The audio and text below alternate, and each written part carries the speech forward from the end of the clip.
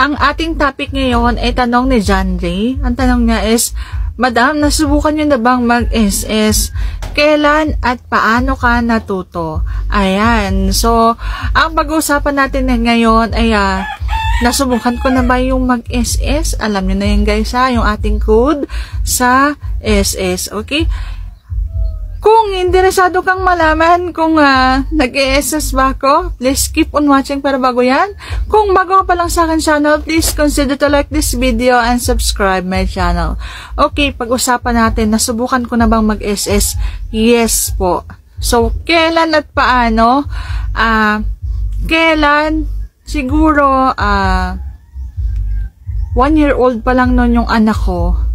At mahilig kasi akong magbasa guys. So, more on basa ako. Hindi ako na kapag may pinapanood lang ako. Kahit kung anong mapanood ko, wala sa akin. Walang epekto sa akin.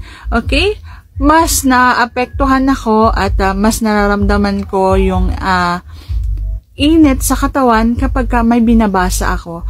At basa na sobrang nagko-concentrate ako. Yung bang akala mo nandun na ako sa character ng binabasa ko. So, yun ang mas nararamdaman ko. Okay? So, while nagbabasa ako, nararamdaman ko, parang may something akong nararamdaman na parang may, yun, ayan. So, sinubukan kong hawakan. Kasi guys, nung dalaga pa ako, nung bata pa ako, hindi yan pumapasok sa utak ko. Kasi hindi naman yan uso cellphone noon. Nung bata pa ako, ayan. So, hindi uso cellphone, walang cellphone sa probinsya, and walang pumapasok sa utak kong ganyan.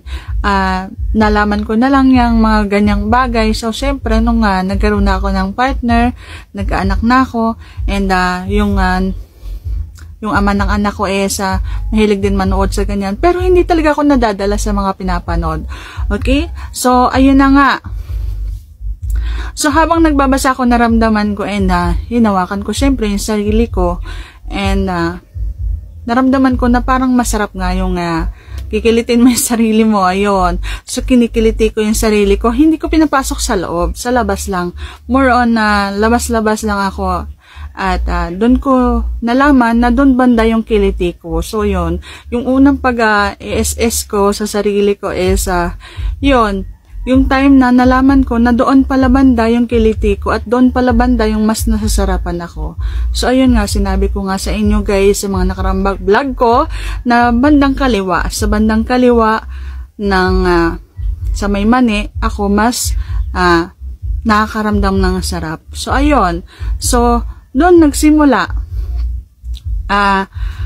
Ngayon, ang anak ko is 12 years old na. So, nung 1-year-old pa lang siya. Ayan. So, nung palagi nang wala yung ama ng anak ko, palaging ginagabi na sa labas, mga ganon. So, ako, ginagawa ko sa sarili ko, iyon. So, naghanap sa sarili. Ayan. So, gano'n, napakwento na ako sa inyo, guys. At doon, nagsimula yung pag-ESS. At yes, nag-ESS ako. Okay, hindi naman masama yun, guys, yung mag-ESS ka.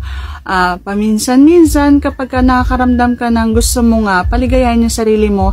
At ang pag-ESS nga, sinasabi ko sa inyo, guys, nakakawala din yan ng stress na nararamdaman ng isang tao. At yan lang ang masasagot for today's video. Sana nagustuhan mga kasagot.